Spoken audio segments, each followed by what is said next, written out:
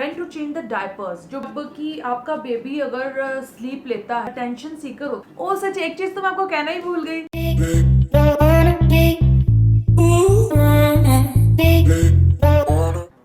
तो आज इस वीडियो में मैं आपके साथ डिस्कस करूंगी वो 10 चीज़ें, ऐसी 10 चीज़ें जो अगर मुझे पता होती मेरे बेबी बर्थ से पहले, तो मेरे लिए बेबी बर्थ के बाद वाली जर्नी काफ़ी इजी हो जाती।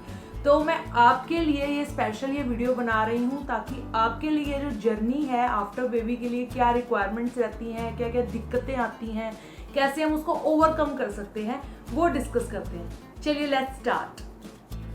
तो जैसे मेरी बेबी अब 8 मंथ्स की हो गई है, तो जो मैंने फर्स्ट इनिशियल मंथ्स में जो एक्सपीरियंस किया, सीखा, वो मैं आपको बताने जा रही हूँ अब। तो सबसे पहला पॉइंट जो है, नंबर 1 इज ब्रेस्ट फीडिंग। सबसे मोस्टली लेडीज़ को इनिशियल मंथ्स में ये दिक्कत आती है, वो ब्रेस्ट फीडिंग कराने में उनको थोड़ी दिक्कत होती है क्योंकि वो उनको पेन होती है, उनको पोजीशन नहीं पता लगती, तो उनके बेबी अनकंफर्टेबल होता है, उसको प्रॉपरली सिखाना पड़ता है। तो ये चीज़ें जो है इनिशियली मैंने फेस की थी। तो ये आपको डरने वाली बात नहीं है, ये जैसे जैसे आपका टाइम बीतता रहेगा, 2 वीक्स 3 वीक्स कमिंग मंथ्स, तो वो बेटर होता रहेगा। आपको भी आ जाएगा उसको ब्रेस्ट फीड करवाना और आपके बेबी को भी आ जाएगा। सेकेंड पॉइंट इज, जब कि आपका बेबी अगर स्लीप लेता है, क्योंकि बच्चे की स्लीप का कोई शेड्यूल होता नहीं है, वो पहले कभी दिन में सोता है, रात में सोता है।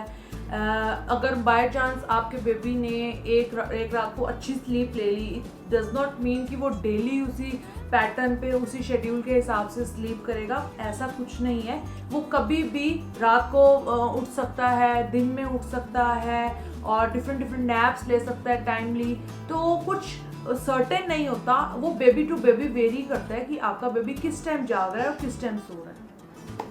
थर्ड पॉइंट इज क्लोथिंग, कि आप अपने बेबी के लिए कपड़े कैसे और किस तरीके से ले सकते हैं। मीन्स आप, क्योंकि आप नहीं जज कर सकते कि बेबी का साइज कैसे होगा, उसकी ग्रोथ कैसे रहेगी, तो इट्स वेरी सिंपल। तो आप अपने बचपन की और अपने पार्टनर के बचपन की पिक देख करके, उसकी ग्रोथ देख करके जजमेंट लगा सकते हैं कि जो बेबी है आप उसके लिए किस तरीके के कपड़े ले सकते हैं। मीन्स आपका बेबी जो है 1 मंथ का है तो उसको 3 मंथ्स के कपड़े आएंगे या 4 मंथ्स के आएंगे। सिमिलरली आप इस तरीके से अपने माइंड पे जजमेंट कर सकते हैं।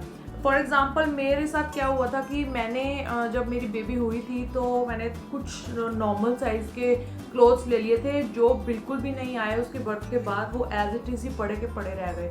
फिर हमने उसके हिसाब से 3 मंथ्स अबव 2 मंथ्स अबव के क्लोथ्स लिए, वो उसको प्रॉपरली फिट आए। फोर्थ पॉइंट इज कि when to change the diapers. जो बेबी है उसका डायपर रात को कैसे चेंज करना है, क्योंकि डे टाइम पे तो हम भी वर्किंग में होते हैं और इतना स्ट्रेस नहीं होता, तो हम टाइम टू टाइम उसका डायपर्स चेंज करते रहते हैं। पर रात में क्या होता है कि मदर को भी प्रॉपर स्लीप की रिक्वायरमेंट होती है और बेबी को भी, क्योंकि अगर बेबी रात को बार बार उठता रहता है तो इट्स बेटर कि आप बस उसको फीड कराइए और उसको प्रॉपरली सुला दीजिए। उसका डायपर मत चेंज कीजिए, क्योंकि अगर आपने डायपर उसका चेंज किया, उसकी नींद खुल जाएगी, आपकी भी नींद खराब हो जाएगी, तो वो दोनों के लिए बहुत गलत हो जाएगा। तो फिर आपको क्या करना है, डायपर उसका चेंज मत कीजिए, सिंपली फीड करा के उसको नींद करवा दीजिए। 6th पॉइंट इज कि आपके बेबी को हमेशा उसको पेट उसका हमेशा भरा रखना है आपने, क्योंकि अगर आपका बेबी भूखा है तो वो आपको ज़्यादा तंग करेगा, थोड़े इंटरवल्स में वो रोएगा, फिर चिड़चिड़ा हो जाएगा।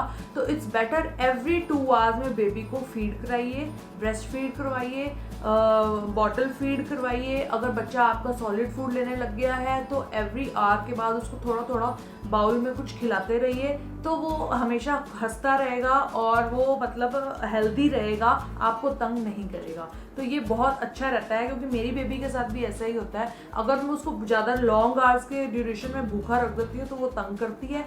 अदरवाइज अगर मैं उसको थोड़े गैस पे कुछ खिलाती रहती हूँ या फीड कराती रहती हूँ तो she is happy. Next point is कि जो बेबीज हैं मोस्टली अटेंशन सीकर होते हैं अपने पेरेंट्स के। आपके बेबी को हमेशा आप ही अटेंशन की रिक्वायरमेंट रहती है, चाहे वो आप हैं चाहे आपके हस्बैंड हैं, कोई ना कोई उसके पास हमेशा रहना ही चाहिए। अगर ग्रैंड पेरेंट्स हैं तो वो वेल एंड गुड है, क्योंकि ग्रैंड पेरेंट्स जो है मैक्सिमम अटेंशन दे सकते हैं बेबी को। तो क्या है, अगर वो बेबी को आप नहीं देंगे अटेंशन, अपने फ़ोन्स में अपने वर्क में बिजी रहेंगे, वो लोनली फील करता है, तो उससे वो चिड़चिड़ा हो जाता है। तो इट्स बेटर, अगर आप हैप्पी गो लकी अपने बेबी को बनाना चाहते हैं तो एक पर्सन हमेशा उसके साथ 24 आवर्स सर्विस में अवेलेबल रहना चाहिए।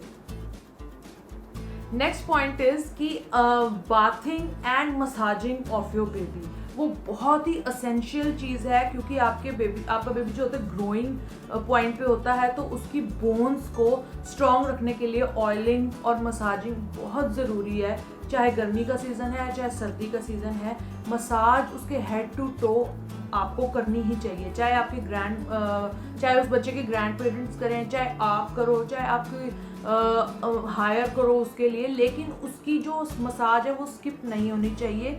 और स्टार्टिंग में थोड़ी प्रॉब्लम आती है मदर्स को, क्योंकि पता नहीं होता किस तरीके से मसाज करना है। सॉफ्ट होती है बॉडी बच्चे की बहुत, किस तरीके से डेलिकेट होती है। तो धीरे धीरे स्लोली एंड ग्रेजुअली आपको आदत भी पड़ जाती है बच्चे को मसाज देने की, और बच्चा भी कंफर्टेबल हो जाता है, और जो है बच्चे की ग्रोथ ज़्यादा फास्ट होती है अगर आप उसकी मसाज टाइमली करते हैं। और बाथिंग के लिए भी उसके लिए स्टार्टिंग में तो कोई टब वगैरह लेने की ज़रूरत नहीं है, पर जैसे जैसे बच्चा बड़ा होता रहता है आप उसके सोप्स और उसके शैम्पूज, बॉडी वॉश, टब्स, ये उसके हिसाब से आप परचेज कर सकते हैं। नेक्स्ट पॉइंट इज़ कि स्टार्टिंग में क्या होता है, प्रॉब्लम क्या आती है कि जो बच्चा होता है उसको सिर्फ मदर ही चाहिए होती है। पहले मदर की ही लैप में, गोदी में आराम से वो कंफर्ट रहता है बहुत ज़्यादा, लेकिन जैसे जैसे टाइम बीतता रहता है तो वो क्या बाकी की अटेंशन भी लेने लग जाता है, कि बाकियों के साथ भी वो कंफर्टेबल होने लग जाता है, बाकी फैमिली मेम्बर्स के साथ। क्योंकि जो स्टार्टिंग का टाइम होता है मदर्स के लिए बहुत मुश्किल होता है। मदर्स की एक तो बॉडी वीकनेस पहले ही हो रही होती है, तो उसको मदर उसको लेके बैठी रहती है, तो बैक की प्रॉब्लम्स और नींद की प्रॉब्लम्स ये बहुत रहती हैं। जैसे जैसे टाइम बीतता रहता है बच्चा बड़ा होता रहता है, बाकी चीज़ों की तरफ अट्रैक्ट होता रहता है, लाइट्स की तरफ अट्रैक्ट होता है, टीवी में कुछ म्यूज़िक चल रहा है, कोई फ़ोन में म्यूज़िक चल रहा है, कोई उसके साथ बात कर रहा है तो उसकी तरफ अट्रैक्ट होता है। तो मदर के लिए थोड़ा सा बेटर होता रहता है। तो मदर क्या करती है, अपनी अदर एक्टिविटीज़ में भी ध्यान दे सकती है, जैसे अपने करियर की तरफ दे सकती है, अपने होम वर्क्स की तरफ दे सकती है, कुछ खाना वगैरह, कुछ कुकिंग, सब चीज़ों की तरफ मदर फिर ध्यान दे सकती है, क्योंकि उसका जो है अटेंशन डिस्ट्रीब्यूट हो जाता है।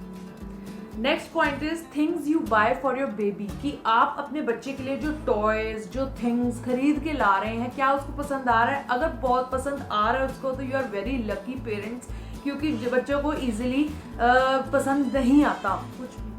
एंड में मैं यही कहना चाहूँगी कि जो बेबी है उसके लोग कहते हैं कि जो फर्स्ट बेबी में प्रॉब्लम आ रही है सेकंड बेबी में वो प्रॉब्लम नहीं आएगी, पर ऐसा कुछ नहीं है, क्योंकि एवरी बेबी इज़ डिफरेंट और हर एक्सपीरियंस डिफरेंट होता है। हर मदर के लिए डिफरेंट एक्सपीरियंस है, चाहे आपका फर्स्ट बेबी है चाहे वो आपका सेकंड बेबी है। तो जो फर्स्ट बेबी में आपको एक्टिविटीज़ परफॉर्म करनी पड़ी हैं, तो लोग कहते हैं सेकंड बेबी में आपको एक्सपीरियंस हो जाएगा कि वो एक्टिविटीज़ जो हैं आपके लिए इजी रहेंगी परफॉर्म करनी। ऐसा कुछ नहीं है, क्योंकि जो बच्चे हैं स्टार्टिंग से उनको वही मदर की अटेंशन चाहिए, वही पेरेंट्स की अटेंशन चाहिए, चाहे वो फर्स्ट बेबी है चाहे वो सेकंड बेबी है। तो जो है सब बेबीज़ का डिफरेंस जो है एक्सपीरियंस होता है, एक्सपीरियंस डिफरेंट होता है, तो बहुत मज़ेदार है। इट्स अ ब्लेसिंग कि you are having a baby, तो आप इसको एंजॉय कीजिए। स्टार्टिंग में दिक्कत आ रही है वो आप भूल जाएंगे, जैसे जैसे आपका बेबी बड़ा होता है, आप देखिए जैसे एक पौधा बड़ा होता है वैसे आपका बेबी आपके सामने ग्रो हो रहा है, तो it's just a blessing from God. तो बहुत खुशी की बात है ये, आप उसको एंजॉय कीजिए बच्चे के ग्रोथ को।